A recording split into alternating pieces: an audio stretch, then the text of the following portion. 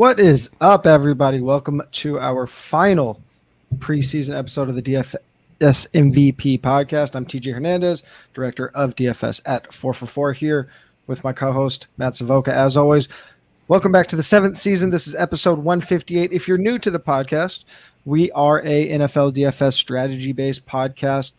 Every week during the regular season, we go over your favorite FanDuel, DraftKings values. Like a lot of other podcasts, we set ourselves apart because we also go over a different theory topic every week during the regular season that helps you expand your metagame a little bit. During the preseason, it's a little bit different. We dive into one theory topic to help you get better, dive really deep into that topic, and that's the entire episode. Today, we're going to be going position by position strategy, whether it's salary or just how to pick the position across different sites. Before we get into that, if you haven't signed up for the DFS subscription yet, you can go to 444.com and use promo code DFSMVP. That'll get you 10% off the DFS subscription. Or if you haven't signed up for a Prize Picks account yet, you can head over to 444.com/prizepicks and get details on how to get a DFS subscription for just $20. Again, that's only for new Prize Picks users. If you sign up for either of those, make sure you head over, get signed up for our Discord, because that's where we'll be doing a lot of our last-minute DFS analysis, and we try to be in there as much as possible throughout the week, myself, Matt, and all of the other DFS analysts. Over the next couple of days, I'll be doing a couple redraft chats in the Discord, so make sure you get signed up before those go off. Before we get into everything today, if you are waiting for that week 1 DFS slate to pop off and you need to scratch an itch, I would suggest signing up for Underdog Fantasy. There are still a ton of options for best ball over at Underdog. If you're not familiar with best ball, it's a draft-only league. You set it and forget it. You draft your team in a 12-team league over 18 rounds. No trades, no waivers, no lineup setting. Your lineup is optimized for you every week. Right now, users who deposit $10 get a classic or a pro subscription and $25 from Underdog by going to 444.com/underdog. That's the number 4, FR, the number 4.com/underdog. That $25 is very important because that's equivalent to a Best Ball Mania ticket. There is still room left in the Best Ball Mania tournament. You think it's going to fill, TJ? You think it's going to fill? I think there's going to be a little bit of overlay. Like if it's like right under 90% filled right now, we have about a week left. $1 million prize pool up top. So, I mean, you might be getting value just by entering it alone because, I mean, they still need 30,000 entrants or something like that. So get in there this week, fire off some tickets to that Best Ball Mania. We've both been firing a ton, and hopefully one of us takes it down. But make sure you go over there. Make sure you go over there. Get that. That's 444.com/underdog. Matt, let's get into the meat and bones of what we're going to be talking about today. Over the last couple of weeks, we've put out a ton of strategy-based, position-specific content. You put out a great article this week named The Definitive Guide to FanDuel Cash Games. You're going to be writing the FanDuel Cash Game article each week this year, so you kind of went over your process for how you're going to be formulating that every week, went position by position there. I just released the DFS playbook, went into some of the same topics that you went over, also went over some GPP theory on that. So today, before we get into week 1, we're going to go position by position. Some of these topics we've touched on from questions from listeners or lightly touched on with Jordan last week, but we're really going to dive into each position and talk about the strategy for rostering each position in DFS. So let's start with quarterbacks. Before I throw it to you and talk about things which you're researching, for every position I went through, and Sam Hoppin, 444's data scientist, he helped me go through and look at which sample size is most relevant for each position, because I think in the articles I mentioned, it's really easy to get caught up and say, oh, last week this player did this, or so far this season this player has done this. And a lot of times, we get caught up in it. We see a lot of other analysts do it. Just kind of pick that sample size that fits the narrative you're trying to explain, right? But that's obviously not scientific and not what we're trying to do. We're trying to find the best model. So we took fantasy points per game and went through each sample size of games in season, figured out what sample size was most predictive for the next game's fantasy production. So for quarterbacks, we found out that their average fantasy points per game for the last 5 games is the most predictive sample for their next game scoring. So if you're going to be using fantasy points per game and extrapolating who the most likely quarterbacks are to have a big game the next week, we want to look at a 5-game sample, and that's pretty much going to pertain to all of these stats we're talking about. So for each position, I'll touch on that briefly before we touch on other things such as which stats we're looking at. But Matt, when you're researching quarterback, which stats are you using in your quarterback research? Yeah, and man, I can't overstate how important it is to talk about sample sizes. I know you just went on a long diatribe about it, but when we talk about the way that the pricing, the salary changes from player to player each week, it is so much based on, of course, matchup, but it is based on their recent performance. So if we can just outpace the field by understanding what recent means, the most correct version of recent, we're going to have a leg up. So just want to add that there. There are some more stats we're definitely going to look for in quarterbacks. I talk about some of the more advanced metrics that you can look to, but don't forget about things like touchdown rate, which is touchdowns over passes thrown, or even better, touchdowns over total offensive snaps. That gives you a great idea of a quarterback's efficiency upside and ultimately what we're looking for in quarterback performances. And this is different than the running backs and the wide receivers and the tight ends, is efficiency, especially when we're talking about players who have great passing performances. Sure, running is a little bit of a different story. So there are some great new advanced passing metrics that have come to light over the last few years that are curated, free, easy to look up, such as expected points added per play. And that's one from the data, NFL data community, that really talks about the expectation of a play based on situational expectations, and then seeing how a player performs above or below that expectation. Think about how many factors a Vegas implied total puts into that algorithm. That number is made up of many different other numbers. Same thing with expected points and its other metric, expected points added. So that is really my favorite there. The same process has been applied to completion percentage, another stat that really applies to great quarterback performances. And we now have completion percentage over expected. Again, you can look these up for free in my Cash Game article. I give you links to all that. And what's incredible is that we can often find value plays that aren't much more than the minimum salary that look good in these fairly relevant stats. Now, projection is the most important thing. I say that at the very top of the article. The 4-for-4 projections will get you a long way, as will Vegas totals. But when we're looking to go to that next level, and before we figure out what contests we're playing, this is the place I like to go, these advanced metrics, to try to get a leg up.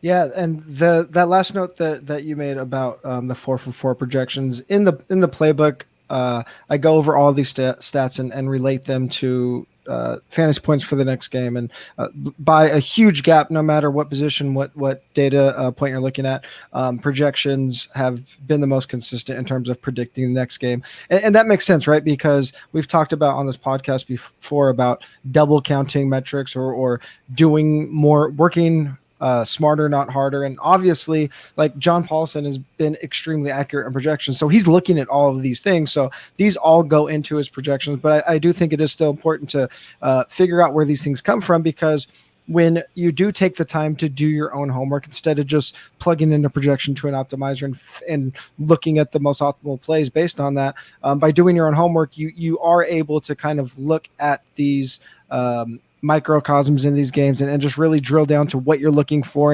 and split hairs. That's what we're trying to do a lot, right? Because a lot of times these projections will be, tenths of a point apart. So that's really important. And what you touched on, which I mentioned a ton in the playbook, is that these efficiency metrics do stand out more so for quarterbacks than any other position. And I'm not going to rehash what you said, but I think one point that is really important in chasing efficiency over volume when it comes to quarterback specifically is it gets rid of that notion that a quarterback that's going to have to throw more is a better play. And a lot of times we see that. I think it's waned a little bit, that line of thought from people that are on Twitter, people that subscribe to sites like 4-for-4, but there's still a lot of people that are caught up in that old thinking. So it is important to note that those quarterbacks that are going to be throwing more, that might be big underdogs, which is the narrative we hear a lot. Those are really bad conditions to be throwing, and it's really hard to be an efficient passer when the defense knows you're going to throw, when they're able to just pin their ears back, rush, when their DBs know that the pass is likely coming and prepared for it. All of those factors make it really hard for a quarterback to throw. So I think it's important for us to reiterate that. Moving on to the DFS portion of what we look for in quarterback, and that's what we found when we are looking at quarterbacks in terms of pricing tiers. Are we always paying up for them? Are we paying down for them? What have you found when, especially in cash games, what salary range quarterbacks work the best? Well, I'm going to make the caveat that we could really make over and over again, but I'll at least say it once. This is know your scoring, know your platform, know your contest, and know the week you're playing in. There are some weeks where that number one quarterback, I mean, Jordan did a great job last week in the DFS MVP podcast talking about outliers and finding projection-based outliers using Z-scores. Mm-hmm. Sometimes in the onesie positions like quarterback, a premium player, a top 3 in their ranking and in terms of salary, will really stand out. But for the most part, especially if you're talking about cash and getting bankable performance based on expectation, the middle tier of quarterbacks is really where we're focusing. And that's why we're going to the next level with the metrics we're looking at, because we are, as you said, splitting hairs.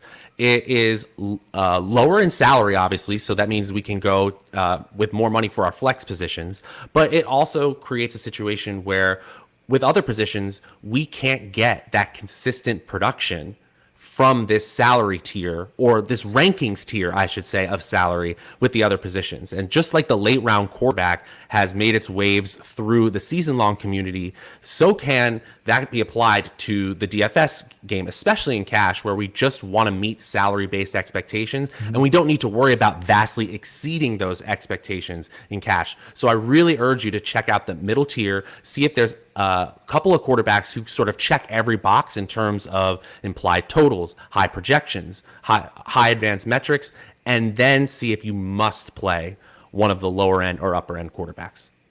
Yeah, what I found in looking at salary-based expectation when I was doing the playbook is that we do kind of see a steady decline in that salary-based expectation. But if you look closely at the article and you look at the expectation, the trend line, you do see the line on both FanDuel and DraftKings kind of flatten out in that like high middle tier. So you're not often, let's use FanDuel as an example, you're not often going to have quarterbacks that are priced near 9,000, but you will have a couple. But when you get like in that 8,000 to 7,000 range, you might see like a Dak Prescott priced up like $600 or $700 more than a Lamar Jackson, maybe just because he's been on fire. But if we think about how those two players might perform, they're both very mobile. Lamar Jackson a lot more mobile, and if he's coming off of a couple of games where maybe he hasn't thrown a lot of touchdowns, that $600 or $700 salary could open things up a lot to price some other studs into your lineup that you might not otherwise with the Dak. And if we do have these quarterbacks that are in this similar skill tier or like dual threat tier, and we have that big gap without some huge difference in implied point total or point expectation, it often doesn't make sense to pay up for like I'll call it like the top middle tier compared to the bottom of the middle tier if those players are similarly skilled. And we're always seeking out value in cash. And then if we move over to GPPs, what we do see is that while the salary and the ownership curves are pretty flat, we see a lot of contrarian quarterbacks in winning GPP lineups, but not a lot of super cheap quarterbacks. So because it is a onesie position, and because you're rarely going to see quarterbacks in like more than 20% of lineups, it's not that hard to find a 7, 8, 9, 10% quarterback that is still relatively high priced, maybe plus 7K on FanDuel or plus 6K on DraftKings, just because there's only so many quarterbacks that people could roster. So contrarian, but not paying all the way down for quarterback. And then, like you mentioned, if you are looking at when you should be paying up, Jordan's article just came out on 4for4 that does explain those Z scores very well. So if you were watching last week, or if you're just hearing us talk about it right now and don't know what the hell we're talking about, just go to Jordan's article and he lays out the math for you and gives you some examples that make it super actionable for you. Let's move on to running backs. Again, just quickly touch on the relevant sample size. I found that with running backs, at 6 games is where we get a really big spike in when fantasy points per game becomes very predictive. But for running back, it's the most consistent position beyond 6 games in terms of stability and predictability. So 6 games is the most predictable, but the stability and the predictability is so high from 6 games all the way through 15 games that you can really, there's no downside to using larger samples than 6 games. But any sample size like 4 games or below, oftentimes that is just noise for running backs, because obviously things like a couple touchdowns can really offset scoring in the span of 3 or 4 weeks. But any thoughts on sample size with you, Matt?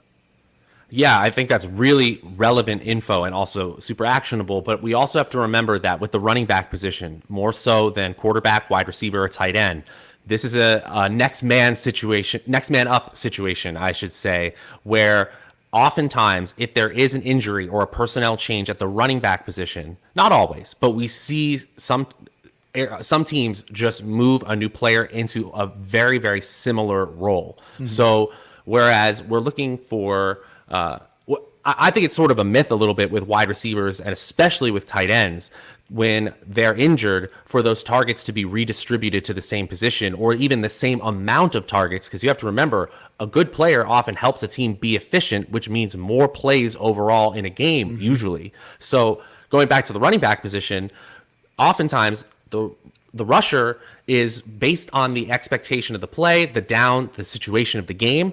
And so really what they need is just a player to fill that void in their playbook. So you get situations where you get fill-ins. Everyone who is a DFS veteran knows these low salary locks that you can basically get as a free square. We see that most at the running back position.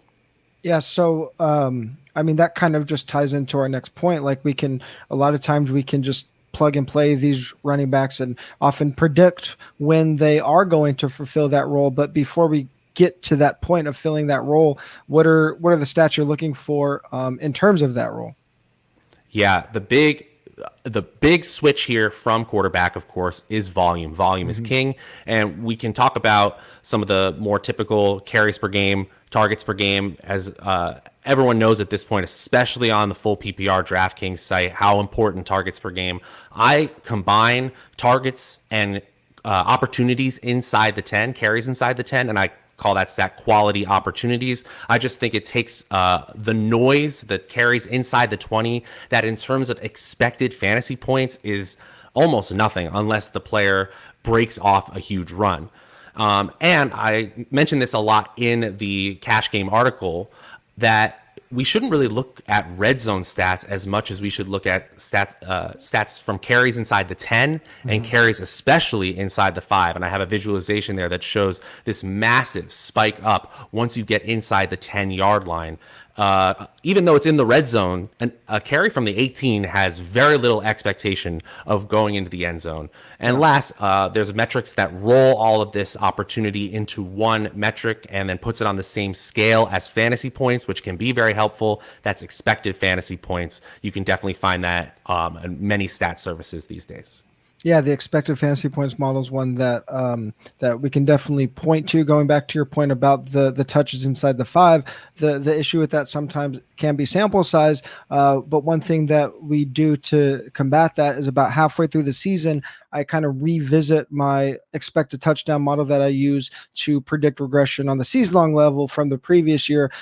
Sometime around week 8, I'll do that for every position and start looking at what players are scoring below expectation. A lot of times that could be a proxy to figure out some DFS sleeper candidates. I mean, you touched on it, the flip-flop from quarterbacks to the rest of the position positions is the difference between efficiency and volume. And it's why we have to be really careful about chasing big games from running backs without looking at the context. Like I mentioned before, that 6-game sample is kind of where we want to start trusting the fantasy numbers.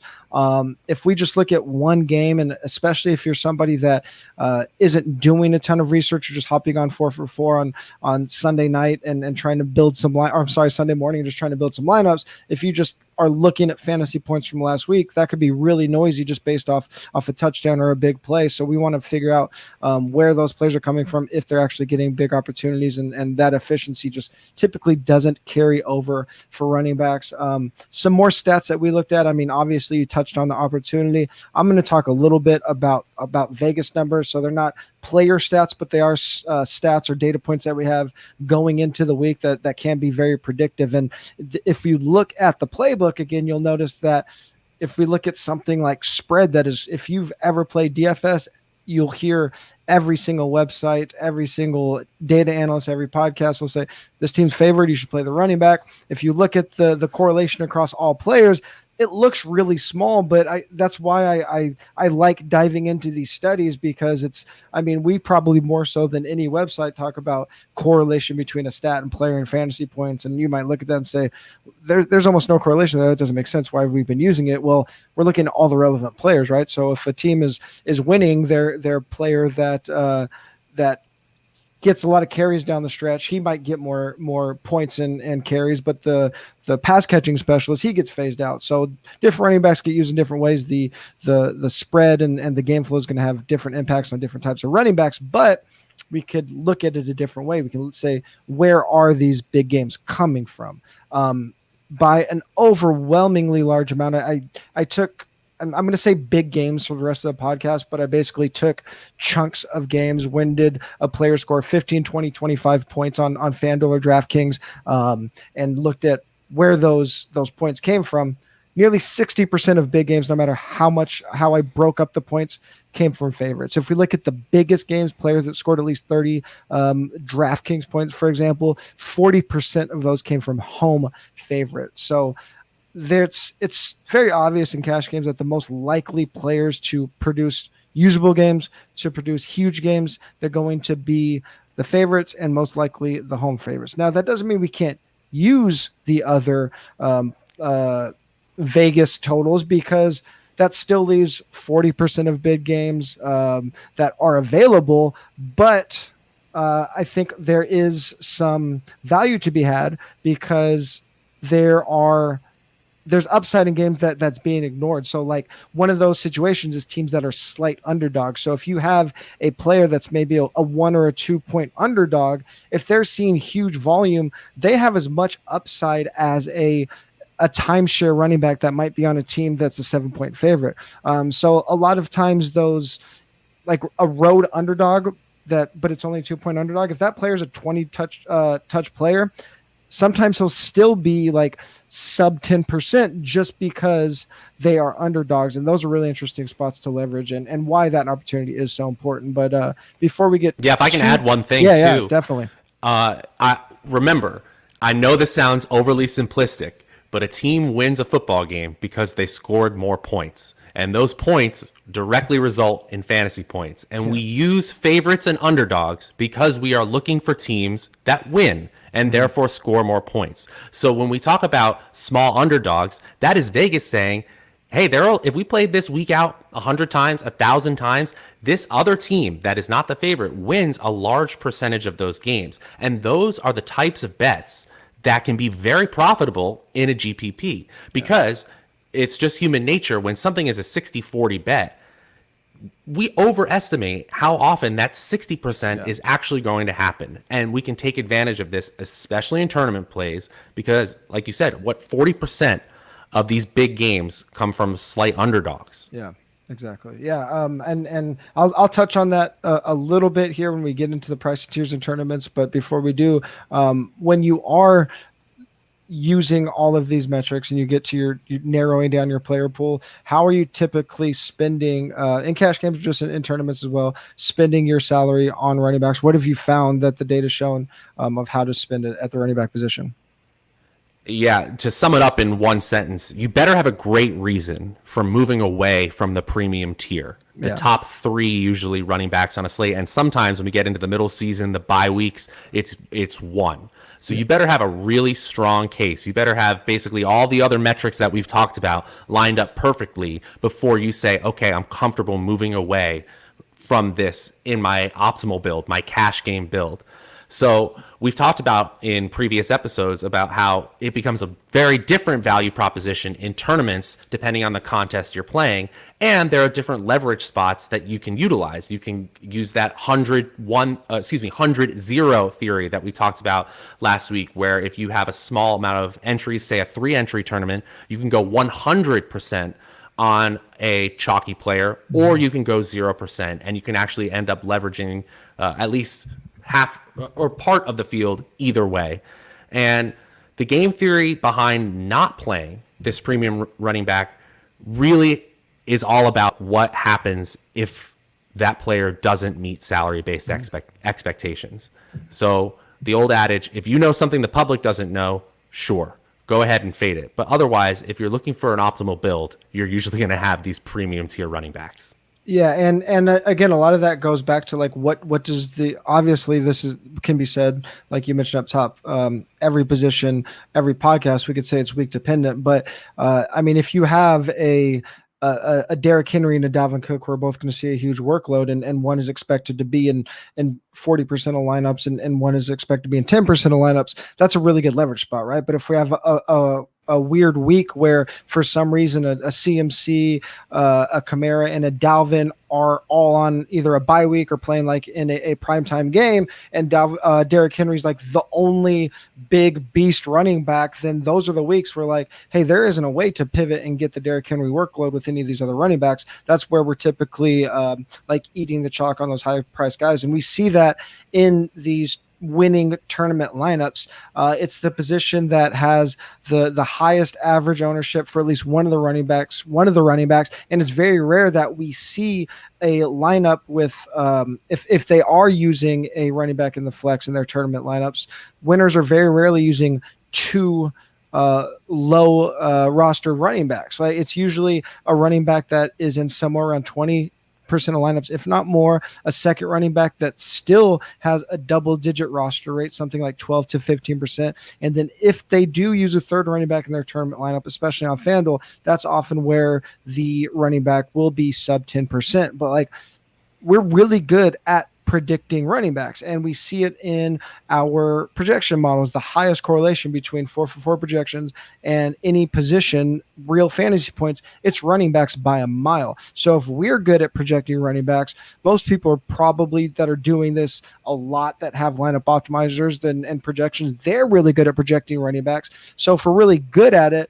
why go against the grain? We know running backs are going to do good, and sure, you don't have to take the two guys that are 30%, but still, if there's a running back with 15%, that's still a pretty popular running back. So basically the point is like, it's not the position you want to be getting too contrarian at. You want to be building this player pool of running backs that are seeing really consistent, really reliable volume, and then you could start splitting hairs with these things like game flow and deciding if you do have a 20 touchback that's a slight underdog. That's where you could get a little bit contrarian, but just throwing caution to the wind and saying, hey, this guy gets 11 touches a game. I have a feeling he's going to score. He's a good play. That could get you in trouble in tournaments. Other positions, not so much. One of those other positions where you can throw a little bit of caution to the wind a little bit is the wide receiver, and they're hard to predict, and that shows up in when we look at these relevant samples more so than any other position. Wide receiver, essentially, the bigger sample you have, the better. If we're looking at fantasy production and how it predicts next game fantasy scoring, the trend line just keeps going up. The bigger the sample in season, the better. And even when you get up to the peak, the correlation between fantasy points for that, whatever sample of games you're using, and the next game, it's pretty low because it is a highly volatile position. And I think you have some thoughts on that in terms of what we're using for data when we're trying to project our wide receivers. Yeah, and I think this makes total sense. If you think of all types of fantasy football, even if you're a dynasty player out there, I don't want to go too far into it, but there's a reason why these same Whoa, dynasty wide dynasties way receivers. away from DFS. Yeah, we were far away. I know. I'll come back down in just a moment. But there's a reason these wide receivers, these same wide receivers, are in the top few rounds of dynasty drafts and season-long drafts every single year, is because there are only a few wide receivers who separate themselves away from that 7.5 targets per game average. So a lot of times during the summer months, you'll hear analysts correctly saying in best ball drafts or season long drafts, wide receivers a really deep position. Well, when you're talking about a main slate and you're talking about guaranteeing your guy that you roster for a high salary gets 8 or more targets, it's really low the amount of wide receivers you're actually going to be able to get. So first and foremost, especially in cash game builds, I'm really focused on targets per game or target market share. And I think you're going to say a little bit more about that. But for the most part, I know there are some great advanced metrics like weighted opportunity rating, which factors in air yards and targets together, which is really great.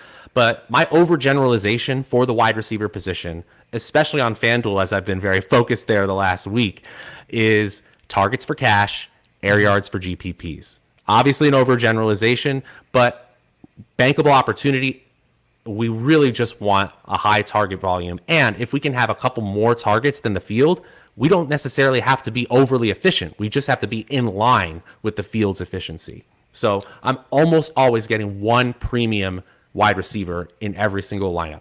Yeah, I want to touch a little bit more on what you just mentioned, because I think a lot of people, well, we've talked about like double counting and not double counting, and a lot of people that are new to data or new to trying to do their research on their own might look at what you just said and say, well, if I know these guys are getting a lot of targets, why do I need to look at target shares? Isn't that kind of the same thing? The guys with the highest target share are going to see the most targets. That's true, but also the reason I think it's really important to track target share specifically is because it can be a indication of players that are going to pop if their team is in line to see a big uptick in passing numbers. So like you said, that 8 targets per game is very hard to get over the course of a season. But if a player that is seeing 25% of his team's targets, he's seeing that's equating to like 6.5 targets per game, if they're 10-point underdogs and they're going to have to throw all fourth quarter, those 6.5 targets with a 25% target share, that target share is very stable. That could easily turn in to 9 or 10 targets. And that's really important because, like I talked about with quarterbacks, that garbage time, that doesn't work for quarterbacks because they're in horrible conditions. For wide receivers, especially number one wide receivers that are going to see a very high target share, that one drive can be a make or break. I talked about it in the playbook. If this team is behind and they go on a fourth quarter drive with 3 minutes left in the game, they throw it 10 times, they collect 90 yards, but don't score a touchdown, that quarterback got you maybe 3 points. If it's 75 yards, that's 3 points, and he doesn't score. So that's a couple more points, but it's not going to change your week.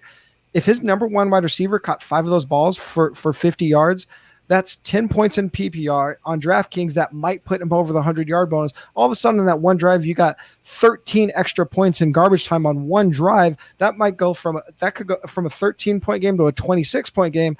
That's a difference in winning a tournament, like, easily. So that's why I like market share specifically for those situations. Not just garbage time, but it's just a really easy example of why we want to be paying attention to market share. And another stat that I want to touch on, going back, we've talked about Vegas lines for all of these positions, and pretty much across the board, we see that where the big games come from is most likely to be a home favorite. Now, it's going to be different for different positions. Like we talked about for running backs, those huge games are like 60% of them. For wide receivers, it's like 35% of them, but it's still the biggest share.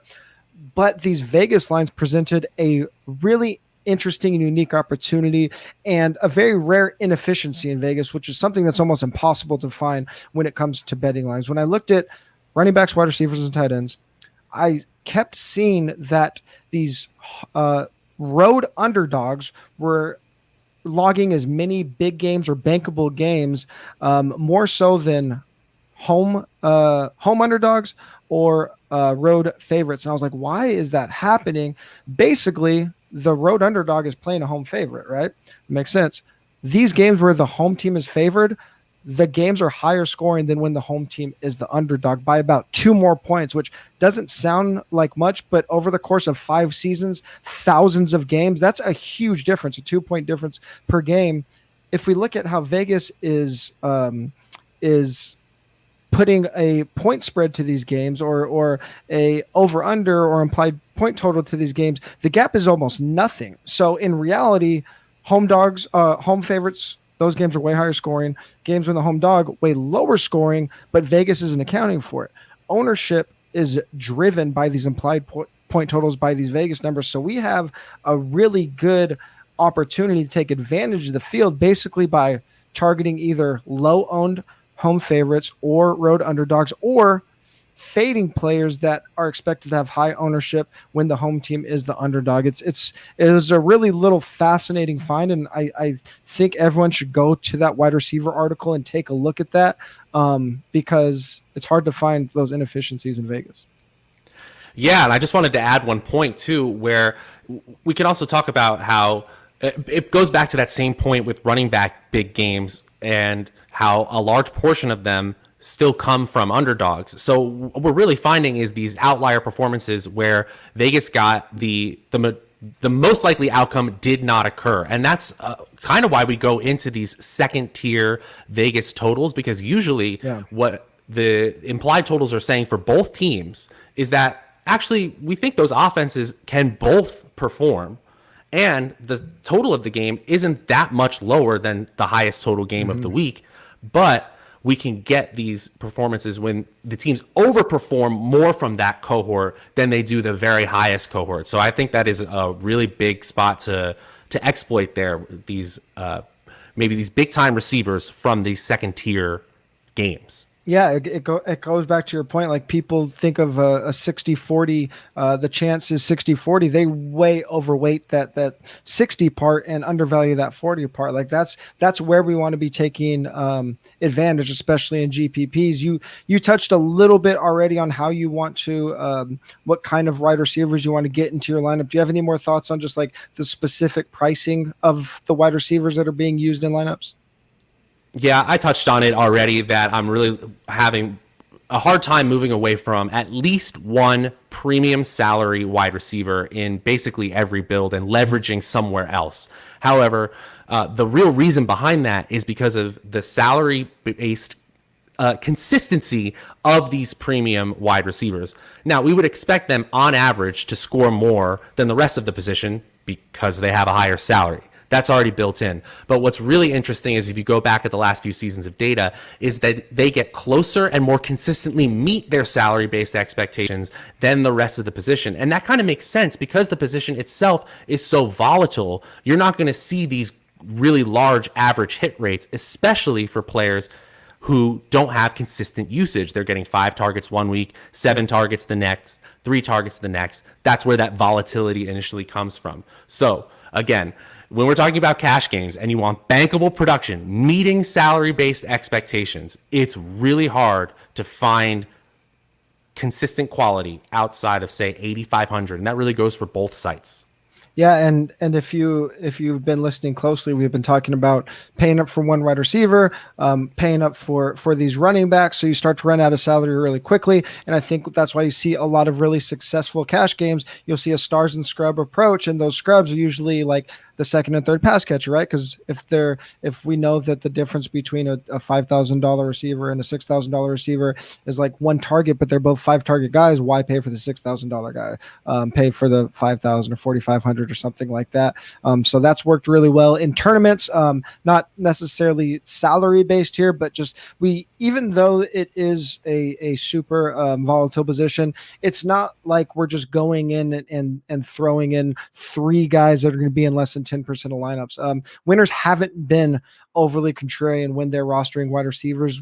Like you said, it usually coincides with a high salary player, not always, but we do usually see one guy that is somewhere around that 20% range, and then a second wide receiver that is around like 10% ish, but it's rare that tournament winners at the wide receiver position are going on the extremes. They're very rarely paying all the way up for 3 wide receivers, and obviously there's the flex position to talk about as well. But for the 3 required wide receiver slots, they're rarely paying all the way up, very rarely paying all the way down. Also, very rarely being super chalky or super contrarian, like a balanced strategy at the wide receiver position where you have to roster 3 on both sides. A somewhat balanced strategy has worked really well. We've been talking a ton about your article that you just put out, FanDuel Cash Games. If you haven't signed up for FanDuel yet, your day's about to get 20% better. If you start playing fantasy this season on FanDuel, they will give you a 20% bonus on your first deposit up to $500 by going to FanDuel.com/DFSMVP. This is a big time bonus. All you need to do to claim it is make your first deposit.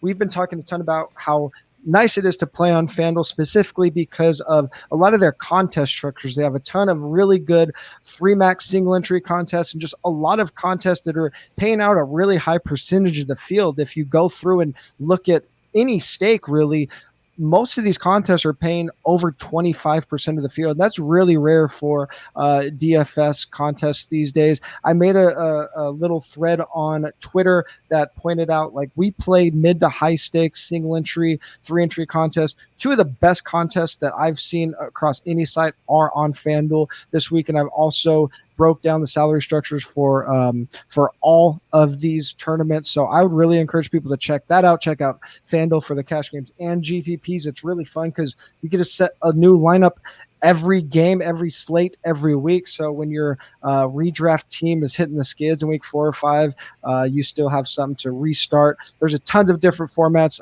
We've been talking about the main slate a ton. There's single game contests, best ball contests, snake drafts, contests for the smaller slates, 3 to 5 games, AM, PM. So you can play those. You can play contests with your friend, which we actually touched on some strategy for those kind of different weird contests that you might be playing. So I would really encourage everybody to try those out. Check out the slate for week 1. The Sunday Million contest is up. That's the contest that I go into in the DFS playbook to get all of this strategy that we're talking about. And if you want to experience the season-long wins without the season-long waits, sign up today at FanDuel.com/DFSMVP. Age and location restrictions apply. Bonus issued as non-withdrawable site credit that expires after 30 days. Let's get into the tight ends. One thing, talking about the relevant sample sizes, tight end is a really unique position because if you look at the article that I wrote, we see that tight end stabilizes really quickly and then stays consistent for a really long time. So after about 4 games, we see really stable fantasy scoring, and that is very counterintuitive because, like wide receiver, tight ends aren't seeing a lot of targets. They're seeing even less targets. So how the hell could it stabilize faster? The reason is we see a ton of fantasy scoring concentrated on just a few tight ends. We have this elite tier of tight ends that scores a ton of points, and then a couple more tight ends pop up throughout the year, and that's basically our pool of usable tight ends. We have, like, every week in DFS, we have like maybe 8 or 9 usable tight ends. Last year, if we look at half PPR scoring, 158 instances of a tight end scoring 10 or more FanDuel points. 15 tight ends accounted for almost 2/3 of those games. 7 tight ends made up 40% of 10-point games on FanDuel. So we just don't have that many usable tight ends. That's why scoring stabilizes really quickly. What stats are you looking at with your tight ends? And is there anything that's really different than what you're looking at with wide receivers, since they're both just kind of low volume plays? Yep, volume's still the king, so that's definitely the most important. But what I found in my research is that red zone targets matter even more for the tight end position than they do for the wide receiver. That makes sense intuitively, especially for the tier of tight ends that aren't Travis Kelce, Darren Waller, George Kittle. And what we see in those situations is that the big games come from players who get more touchdowns than their expected touchdowns, even more so than the wide receiver position. So we're going to overly weigh, just a little bit more, but overly weigh the red zone target share. And we can look at the full 20-yard line, but we do see another spike in the visualization that I show in the article, that the closer you get to the end zone, by far, you see the touchdown rates start to spike. And there are some situational aspects that can really take away or help a tight end. And while I don't have the numbers behind it right now, I really do think that defensive scheme and defensive personnel can really influence the tight end more than it can influence great receivers or great running backs, because that is often based on the situational game plan, which team executes better than the other. But especially if there is a defense that is notorious for getting pressure on an opposing offense, that opposing offense that's getting bombarded with the consistent pressure often is forced into check down throws, which usually go to running backs and tight ends. Other situations we want to focus on are defenses with excellent secondaries. I think we've moved away from the idea of two great cornerbacks because you don't need to single coverage everyone in the NFL at all times. But if you have a great secondary, often there's just somewhere else where the quarterback's going to need to go. This is where tight ends can get their big games from. But especially when we have only a few really solid in terms of targets and target share tight ends, it can get really murky really fast. And trying to parse these out, it can be tough. Yeah, I mean, kind of on the other end of the spectrum, not just where tight ends are going to have big games against defenses or bad games against defenses, but I mean, we've seen in the past couple of years, like I think there was a 2-year stretch where you just played a tight end against Arizona, or you played a tight end against the Giants. And again, that you're right. It just comes down to there's just certain teams that scheme that doesn't cover the tight end. And I mean, we can have a conversation all day about defense does or doesn't matter. And, you know, with running back, game flow matters so much, with quarterback efficiency matters so much, with wide receiver against a defense, that's a tough metric because what wide receiver are we looking at? Wide receiver one slot. But tight end, some teams, like if they're bad against a tight end, they're just bad against tight end. Looking at some of the Vegas numbers that I talked about for the other positions, it looks similar to wide receivers in terms of like tight ends. The most big games are going to come from home favorites. It's weighted a little more heavily for tight ends. And I think it kind of ties into what you were saying, because tight ends are a little more touchdown dependent on their scoring than wide receivers. Like we want those more ideal game scripts for tight ends, right? They're going to need to be scoring more touchdowns. There's going to be less guys that are getting 9 catches for 90 yards. So if we follow those positive game scripts a little more, I think that's going to benefit us. And going back to our last podcast, it kind of makes sense. One like sneaky stack that we've seen, especially on FanDuel, is a tight end defense stack. Like, why the hell would that work? Well, it's kind of following a game flow narrative. So if you kind of think about it, it really makes sense. When you're looking at salary for tight end, how much you're spending on tight end, what have you found?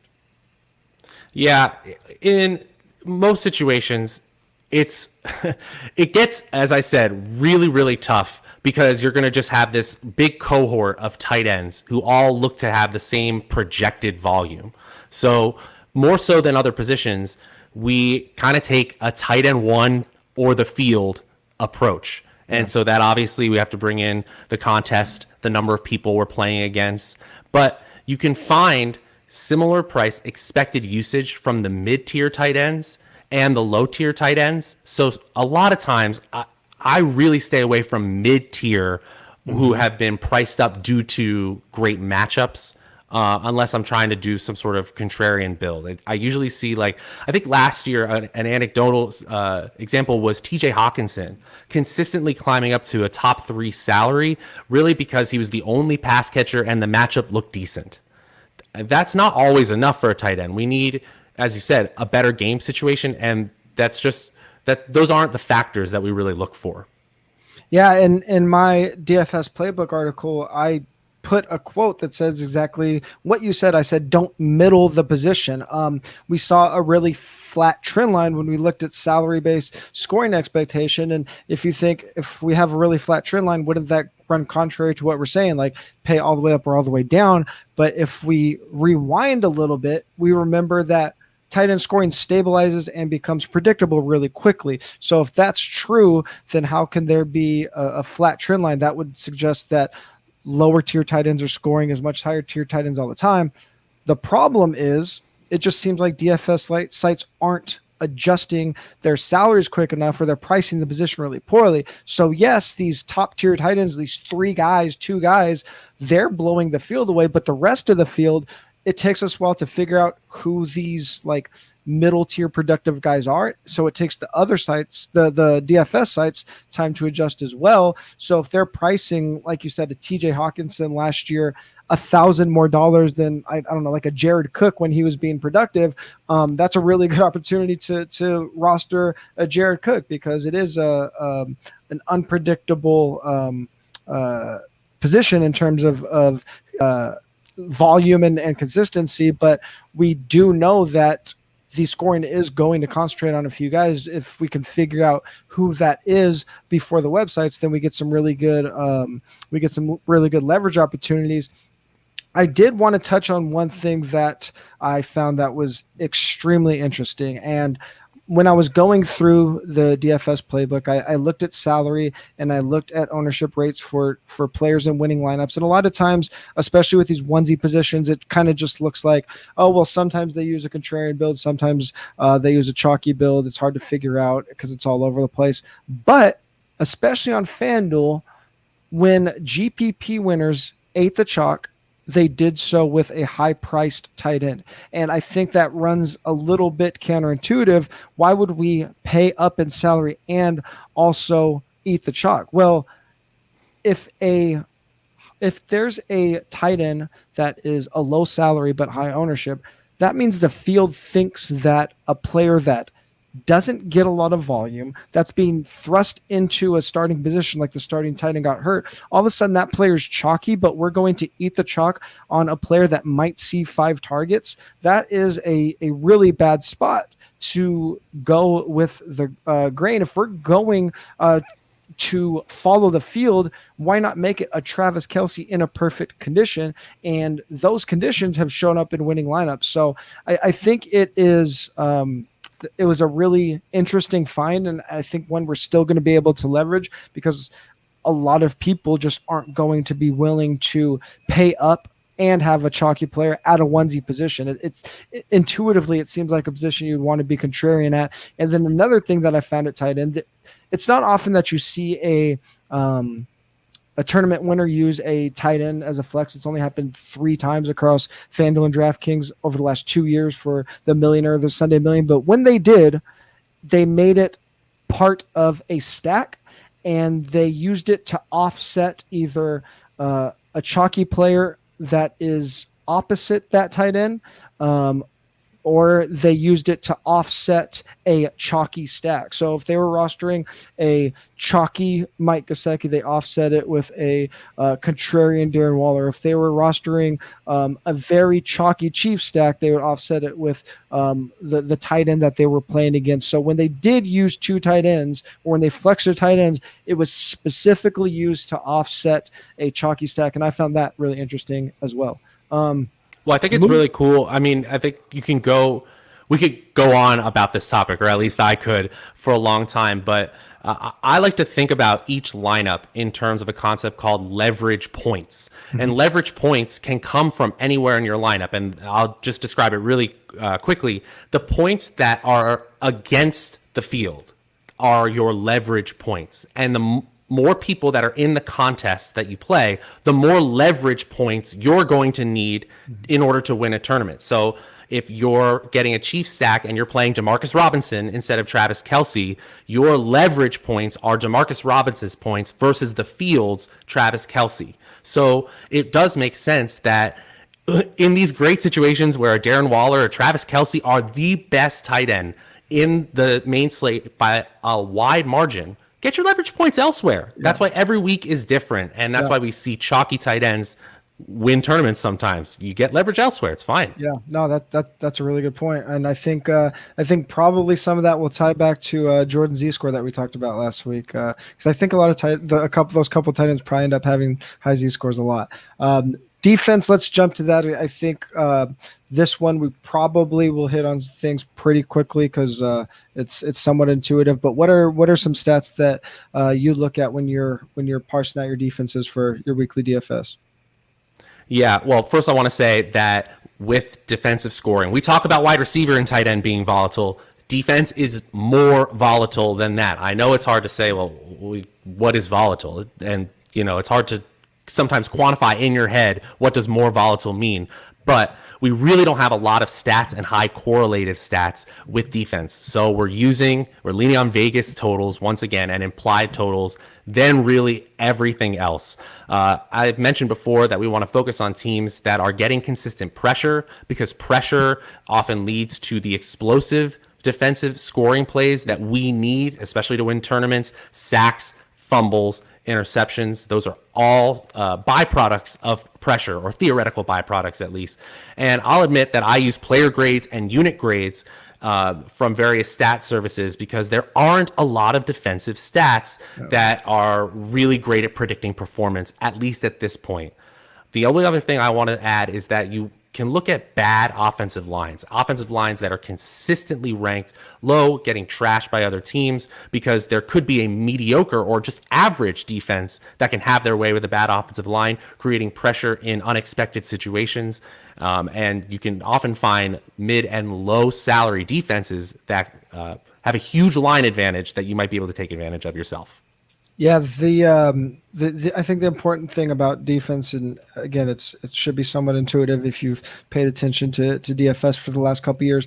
Home favorites and defenses that are facing teams with implied point totals, low implied point totals, those should be that's how we should narrow down our player pool, especially for cash. Like, favorites are almost exclusively in my cash game lineups, more so than any other position. The only position that had a higher correlation of any pre-game data point to next game fantasy points, quarterbacks and their implied point totals, and then defenses with the point spread and the opponent's implied point totals. Like, those are the three most predictive numbers when it comes to the Vegas lines. And like you said, it all comes down to like getting that pressure in the situations where defenses can get pressure, or the most opportunities for pressure is when offenses have to throw more. So intuitively, when the opposing offense is forced in a situation where they throw more than usual, that defense is going to have more opportunities for sacks, interceptions, eventually touchdowns. But one kind of sneaky thing that I found is that a fair amount of these big tournament winning games came in high scoring contests. And again, well, if a defense is giving up a bunch of points, how are they going to score a lot of fantasy points? Because in these high scoring contests, both teams are more likely to throw more. And it's a rare occurrence, but it happens enough where there can be situations where a game looks like a shootout, but one of those defenses can have the opportunity, can have a lot of scoring. Because remember, points aren't just scored on the offensive side of the ball. They're scored on the defensive side of the ball. They're scored with special teams. And if you can have a defense that makes up a chunk of their team's 40 points in a 40 to 35 game, that team can still be tournament winning. So you're not going to go out and seek out the game with the 50-point over-under, but those games with relatively high over-unders, with the right conditions, with battle lines, with two teams that already throw a lot, those can be games where we might look for some contrarian options with our defenses. What you kind of briefly touched on it when you were talking about these implied point totals and narrowing down your team, but what has your pricing look like when you're typically rostering your defense? Well, we talked about this a couple podcasts ago at the beginning of August, but I'll bring it up again. The position that has a higher relative salary on FanDuel versus DraftKings is defense. Mm-hmm. With quarterbacks, running backs, wide receivers, tight ends, we see the top tier players have a lower relative salary, or take up less of the percentage of the cap on FanDuel than DraftKings, which is it's a very interesting choice from the FanDuel pricing algorithm. But what that means is that the defensive top options, usually DST 1, 2, and 3, are going to be pretty tough to get to in FanDuel lineups. And I will add that is one way to be contrarian if you're playing in a tournament. You can find great defenses that are priced highly because they're in great situations. And just to bring up the defense out GPP strategy that I talked about last week, where you can then pair it with a running back, or as we talked about today, a tight end, theoretically. Especially on FanDuel. You can bank on that game flow situation being significantly better for that defense versus the rest of the defenses on the main slate. But in general, we really, again, are looking for a mid-tier defense that fits all the bills of the metrics that we're looking for. The bottom 5 defenses on a main slate have a higher variance than the rest of the already volatile field. So in tournaments, okay, take some shots on it, especially if you see something that you think the field won't. But in cash games, that's probably a place to stay away from. So if we can't afford the high salary guys and we're really trying to stay away from the low salary guys, we're only working with about maybe 5 to 7 defenses each week that can fit most of our builds. And from there, we just use those metrics as best we can. Yeah, I think the when you just talked about like taking your shots on some punt plays with defense, I think the only time it's really worth taking it is sometimes you'll see a really bad real life defense when their team is favored, they'll still be priced really low. I think that's really the only place to take shots in tournaments, because what we've seen in tournaments is like punting doesn't work. We don't really see that many tournament winners, actually barely any tournament winners that completely punt the position. And especially on DraftKings, I think that might be surprising, because you talked about how much the most expensive defenses cost. On the flip side, DraftKings like aggressively bottoms out their defensive salary floor. So you would think, oh, if I can get a $1,500 defense, if they can just score me 3 or 4 points, I could get up to another stud. That should give me more upside in my tournament. We haven't seen it work in tournaments, so we still should be chasing out the middle tier, the bottom of the middle tier, like either those teams that are just small favorites or even small underdogs. Those are usually going to be better plays than these super cheap defenses, because those teams are usually the biggest underdogs. We just don't see in any format this complete punt of a defense working. And it is super it sounds really convenient, because we're sitting here saying this position is volatile, you can't predict it very well, but these super cheap defenses that are huge underdogs with horrible conditions, they just don't often score many, if any, points. Like you could get negative points on both sides for defense. So that's comes up a lot. So that is that's a really good wrap on, I think, both of our articles. Again, if you want to kind of go back instead of having to take notes for everything we just said, I hopefully it just kind of encourages you guys to go through and look at the playbook, look at Matt's article on his FanDuel process, because it's going to get you prepared for next week. We still have 10 days away until the main slate, so you got time to check it out before we get into the week 1 nitty gritty next week. Please check us out. If you're already watching us on YouTube, you can subscribe as well on any podcast platform. Please rate and review on iTunes. If you are on YouTube, please like and subscribe. If you're looking for another way to get our DFS sub, head over to PrizePicks, 4for4.com/PrizePicks to get one of our DFS subs for $20. Be sure to head over to our subscriber-only Discord once you're signed up. I have 2 chats this week focusing on redraft, Sunday the 5th and Tuesday the 7th, both at 3 p.m. Eastern time.